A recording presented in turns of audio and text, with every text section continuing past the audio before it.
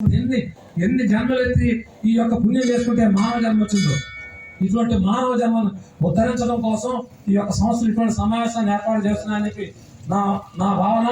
అందులో భాగంగా మనం ఏ సాంప్రదాయం, ఇప్పుడు రకరకాల సాంప్రదాయాలు వదిలేస్తున్నారు, అసలు సాంప్రదాయాన్ని వదిలేసేసి ఇవేవో పట్టుకుంటున్నారు. మనం ఇక్కడికి వచ్చిన వాళ్ళందరూ భగవద్భక్తులు.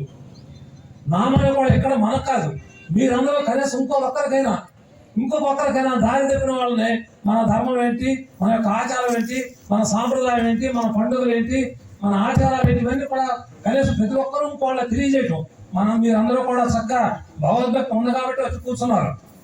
కాబట్టి నామం ఏంటంటే మన ద్వారా ఇంకా ఒకరికో ఇద్దరికో తెలియజేస్తూ ఈ హిందూ సమాజాన్ని పరిపుష్టం చేసి, ఎందుకంటే రామచంద్రమూర్తి మరి వేదిక ఒక్క నిమిషం అండి, రామచంద్రమూర్తి శివధనుర్భంగం జరిగినప్పుడు ఆ వశిష్ఠ మహర్షి వచ్చి మరి శివధను